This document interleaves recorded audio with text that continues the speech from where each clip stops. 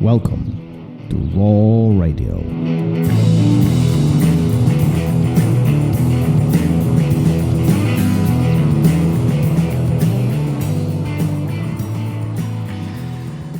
And we are live. And we're live. And we Here live. go. And we live. There you go. Pick it up a bit. Show some confidence. So some confidence. Is Ah, that see what we're what I talking did about there? today? Oh, that was That nice is. and smooth transition right It into this. was. It was. Gustavo So- Dantas. Yeah. Now a super confident person, but he wasn't always. If you listen to the episode, you'll hear early in his career how his self-confidence was pretty low, and not only in jiu-jitsu terms while he was competing and learning and moving up the ranks, but after he was already well-established competitor and he picked everything up, you would think it would take a lot of confidence to pick everything up and move from Brazil to the United States to pursue your dreams. But there was some struggles there as well with confidence. But then he kind of, along the road, he kind of figured it all out and has some wonderful points of views about confidence. It's not only that he has a point of views. I think it's, he built his entire system, if you will, his business model outside off the mat. He is running a very strong coaching program for competitors and also for business owners just in general, and the confidence and goal settings, achieving the goals, and being what did he call it, optimal level of confidence. Optimal confidence. Optimal confidence, right? It's not being overconfident, but it's not being underconfident either. It's finding the happy medium right in the middle. And he does a really good job with that program. Actually, I looked at it several times. And so if you ever looking for guidance or a path, questions to be answered, I would definitely check out Gustavo Dantas. I mean, he does phenomenal job on that. But we're not here to plug him necessarily, but more to talk about the confidence itself. Gary, so as always, I'm going to throw it right back at you. You know, what's your train of thought when it comes to confidence, right? And by now everybody listening to the show already know that recently, well, not so recently anymore, but in a nearby past, you've made a huge life change in your professional life, right? And what was your confidence level at that point, and how were you going through these mind settings and my changing how you think about the situation? Yeah, I don't know if confidence played too much into it, but I was at a point where I was given some opportunities to just change my life and leave something that I was very unhappy with, and just struggling career-wise and not happy. And when opportunities like that have arisen prior, the confidence level wasn't there. We talk about stepping outside of your comfort zone a lot, which takes a lot of confidence. I was just at a point where it was like, it's now or never. Getting a little older, it's now or never. So I felt almost forced into it, not quite so confident about it. And year and odd months later, things are still going swimmingly. So it was definitely the right choice, because I know how upset I would be if I had stayed in that position before. And so, everything's working out. Did it take some level of confidence? A little bit, yeah, but I wasn't really like, yeah, now's the time and I can do this. And, that optimal confidence. For me, it was more like facing fears, fear of failure, all that stuff. And it was like, if I don't do this now, boy, am I going to regret it. And so I had to step outside that comfort zone. And sometimes you do that to face your fears, and sometimes you do that because, yeah, I got this. I'm fully confident. I'm well prepared. I'm going into this knowing exactly what I'm going to do. I have a plan. It was a little different for me. But I think but I'm going to challenge you on this, because in some sense, isn't that a level of confidence too? If I don't do this now, I'm going to regret this later. So you are showing a certain level of confidence. The timing is right. Yeah. Yeah, I think so. But like really reflecting back, it was more of I've got to step out of my comfort zone. Now, how do you do that? The first time it's probably pretty scary. The second time, you're probably a little more confident. The third time, it's even easier, right? Because you're building confidence along the way. Every time you step out of your comfort zone, I think whether you succeed or fail, if you learn something from it, the next time an opportunity like that arises or a need to step out of your comfort zone, I think it makes it a little easier because you do have a little bit more confidence, and that builds over time.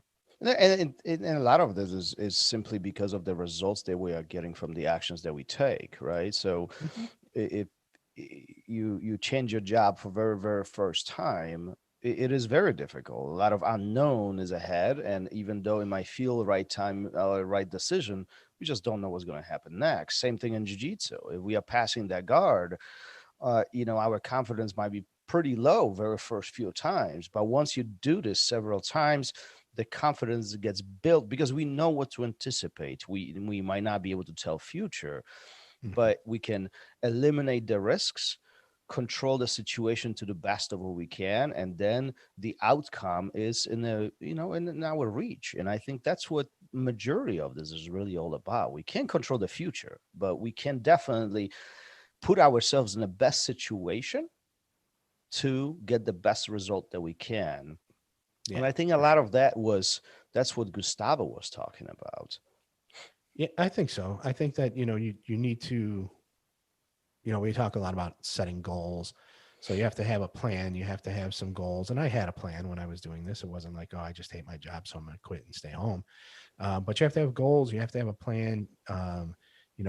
People are big about writing things down, and all that stuff will set you up for success. And even if you fail, at least you're probably learning from it. If you put that much work into it, if you don't put any work into it and you just quit to do something else and you don't think about it and you fail, well, that might be a major setback. But if you plan it out, everything's structured, and things don't just work out, well, now you can pick it apart and figure out why, and then move forward rather than being knocked back down. Um, and all that builds, I think, really builds confidence. I mean, I can't even respond to that. I agree 100%. Matter of fact, recently, prior to having Gustavo on this show, I had the privilege being Hmm. on his podcast, and I don't know if you had a chance to listen to that, but I encourage everybody to actually listen to that episode. Gustavo and I, we talked about several things, but one of which was my situation when I was changing jobs, Hmm. and he asked me a lot of in-depth questions. How did it feel, and what was the process? And me by now, I'm OCD. I have everything needs to be planned, everything needs to be executed, and it wasn't much different. I'm not going to share the whole episode what we talked about. You got to listen to that, so make sure you check out Gustavo podcast. But it's in a similar sense. You want to set yourself for success, whether it's a small task or a big life changing decision. You do want to control the things that are in your control, and that's one Hmm. another thing that he talked about. How do you control things, and what can you control, right? Hmm. Yeah, for you, I'm not sure. I mean, very secure job. If I'm remembering correctly, like the academy was expanding. I believe you buying a new house, and then you drop the bomb that hey, I'm ditching this career to do the academy full time. I doubt I Uh, presented it that way. no, I'm paraphrasing, but That would but it was not like pass my bosses. no, yeah, I know which one we're talking about too. The one you were buying the house with. Um, what was it like? I mean, how many years were you doing what you were doing? 20 years, right? And now you're giving all that up, all that security that's my perception. You're giving up all that security to take on the academy full time, which was already a full time job. Um, you know, how confident were you going into it, and what if if you were very confident going into it, what made it so? Yeah, um, it's interesting to looking in a retrospect on all this because there was definitely a plan, and anybody who was involved from the very beginning, um, when we opened the academy, will testify to that. There was definitely a plan. There was definitely action taken based on what we wanted to achieve, and the confidence level, I think it was high in a sense of we've done everything that we can to make this successful. um, None of that really changes the fact that there was a large amount of anxiety associated with the fact of what if this doesn't work out? Well, Mm, crap. Now there's really no going back. Not in a sense of getting the old job, right? yeah, yeah. So again, I think this is all kind of boiling down to these factors that everyone needs to think about is what can I control and what it's completely out of my control, right? And I'm a strong believer of planning. You already know this. I plan everything and try to execute everything according to the plan, um, to make logical steps towards the goal that we are trying to achieve. But there are things out of your control. There are completely things out of your control. So, and those you cannot control. And anybody who really puts themselves in that position thinking that they can control those, I think in a sense they are setting themselves for a failure. This is a very false sense of reality. And it's similar in jiu-jitsu. It's, I can pass my partner's guard, but I cannot control how they are going to react to it. Now, I can put them in the situations where they have a limited options, but then Mhm. again, that's controlling what I do, what I'm doing. I can't control what they think. I can't control, the steps that they will take.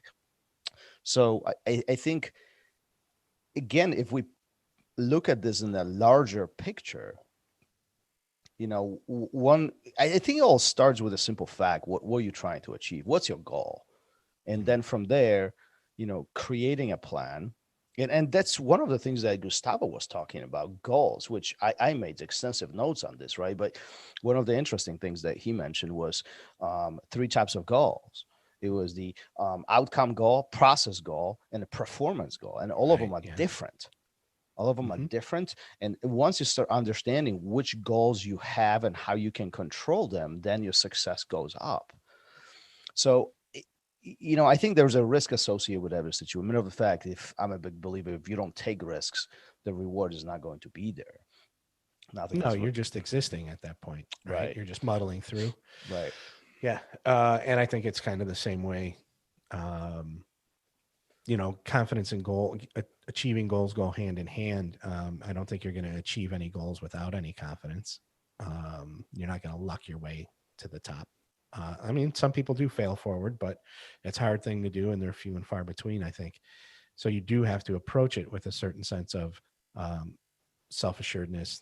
I can do this, but it has to be realistic. It has to be set in some sort of reality, and that needs to be done by planning, you know achieving those goals. The process goal, I think, is a big one for me, because I don't think you can really, like you were saying about passing somebody's guard, I don't think you can really control the outcome, right? Because there's too many other factors, there's too many other people involved.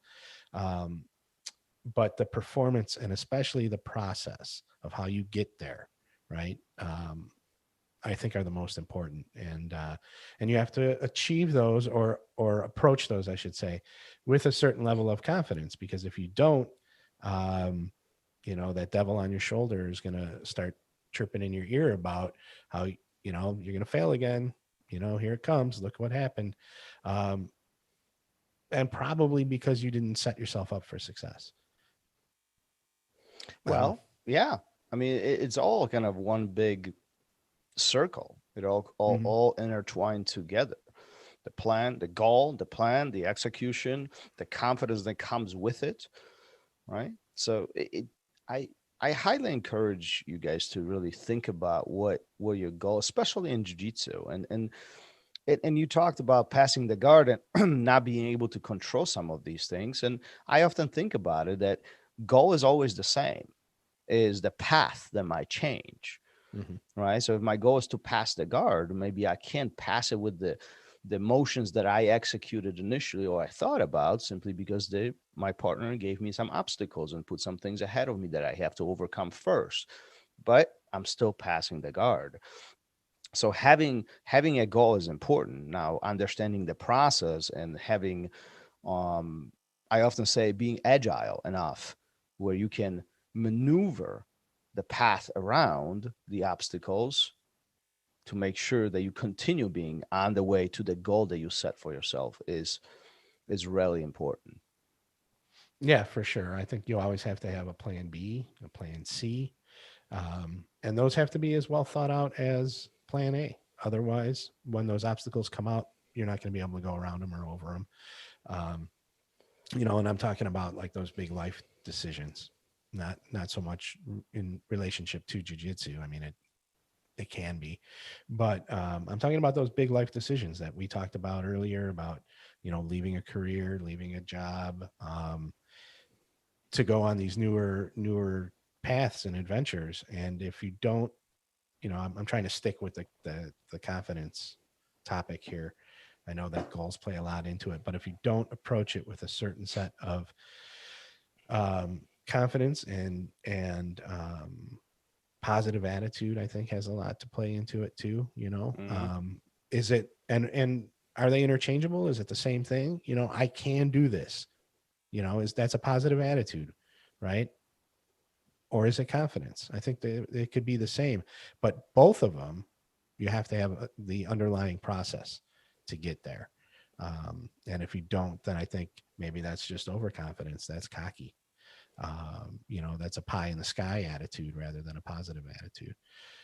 So I think it just they need to be approached with planning. And he also talked about conviction, Hmm. belief versus conviction, and how to differentiate the two. Hmm. Um, so that's something to look at as well. Yeah, I can only speak about my own experience, and I'll tell you, when we were opening Roll Academy, and when, yeah, if you look at it in a few stages, once we opened, we got it operational. It was running part time, and then we converted into full time, and now it's running full time. And great individuals like yourselves are involved, and many others. And if you look at this in stages, right? So I can honestly say there was a lot of anxiety whether this will work out or not. But I know one thing: failure was never an option. So I from the very beginning, and that's maybe me being very naive, maybe me being very stubborn. I I mean, don't, that's all I don't part of know. it. But like, I knew once we made a decision to open it, I knew it's going to be successful. I knew that at some point this will convert into Hmm. full-time job. I knew that at some point this will be my career. I'm going to be running this. I knew at some point there's going to be employees and coaches, instructors, everybody around this. So you know, I mean, I don't know. Call me naive, call me maybe silly, maybe overconfident, whatever the case is, but it never crossed my mind. It was never if. The question was always when. When, yeah, I think that's a great approach, and I don't think it's cocky to say failure isn't an option, as long as you're continuously working towards success. Hmm. If you're not, well, then, like I said before, that's just pie in the sky. It's a delusion. It's not reality. It's You're a not dream. working. Yeah, it's just a dream, and you're not putting anything into the process to make it a success or reality. Hmm. And I think with that's a high level of confidence. It's not overconfidence. I think overconfidence is when you think you're prepared, but you didn't do the preparation. I Yeah. got this, no problem, right? Whatever. In relating to jujitsu, I've beaten that guy before, no big deal. Well, maybe since the last time you beat that guy, whether it was in a competition or just in sparring at the academy, maybe he's been working on things. He's not the same person he was a month ago, even, right? So that's cocky, that's overconfidence. But if you say, hey, failure is not an option because I'm going to give it my all, and here's my plan, and I'm going to keep executing, I think that's a confident attitude. Hey, before we wrap this up, have you ever had regrets about I got a leaving the ton of job? them. Oh, about leaving the job? Yeah, making that big life decision. Not yet. Not yet. And I've left people that know my history. I've left that company before and come back. And we talked about this before, Mhm. but I've always had a good parting of the way. Um, and it's, I get asked weekly, when are you coming back? When are you coming back? And I'm not coming back. I'm not. Um, and so I don't have any regrets. I thought you were going to ask me about life, because I do have regrets in life. And that is not doing these type of things sooner, not stepping outside of the comfort zone sooner, earlier in my life. The time is now. You can only, what, when I hear people say, oh, I wish I would have joined jujitsu years ago, it's like, the important thing is you're here now. So I kind of take that attitude as well. I did do it maybe a little later than I would have, or I should have, but I did it. It's working out. So no, I don't have any regrets I as guess far as good that's I concerned. pushed you in the direction of doing this podcast then. Well, the podcast might be a regret. That has nothing to do with leaving the job. We just lost thousands of listeners, literally in Yeah. a split second. Mhm. Gone. No, the podcast is a completely different entity all into itself. But leaving the job for all the reasons that I've stated before, of just not being happy with the work, not being happy with the direction I thought that, now I'll never be able to go back. The company was going in, and They all probably listening. yeah, some of them are applauding. But I lost my train of thought. But hey, if you, I think I said in the episode with Gustavo, you're going to regret the things you didn't do more than you're going to regret the things you did do. And so again, step out of your comfort zone, do it with confidence, do it with a plan. And even if you have setbacks, man, just keep chipping away at it. You'll be fine. Yeah. Before we wrap this up, the BJJ Mental Coach, you got to check Gustavo out. You got to check out, particularly if you're interested about my story, check out his episodes, or check out his podcast, or his show with my conversation with him. I literally shared all the details, how all of this unfolded as far as my career change and why I did it in this whole 9 years. So it takes more than 15 minutes to go through that. So check that out. But two, I'm going to indirectly plug another project that I used to work on, or we used to be involved years ago, and that's All Things BJJ. It will be a film company, and we recorded a brilliant episode with Gustavo Dantas, him sharing his story, his life story. So, you can look at this as a kind of, little cherry on top of the sundae. If you listen to the episode with Gustavo, take a peek on YouTube at All Things BJJ with Gustavo Dantas. He does share story behind his tattoo. Very meaningful. And, great guy. Why not listen to him? Yeah, he's a super guy. He's got a lot of just great ideas, and he's got a great mindset about how to approach life on and off the mat. Changing gears just for a second.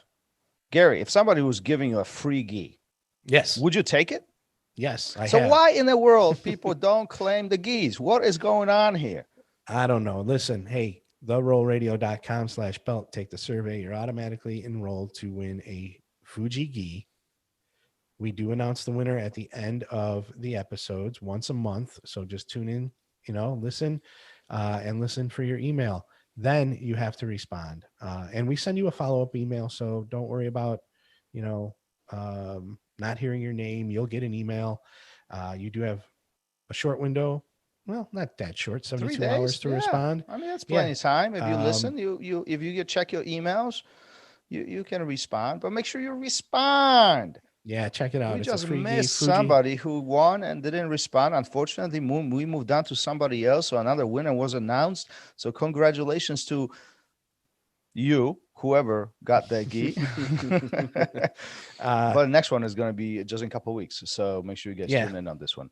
Yeah, check it out for sure. Fuji's got some awesome stuff. I've got a couple amazing gis. My favorite all-time gi is a Fuji gi.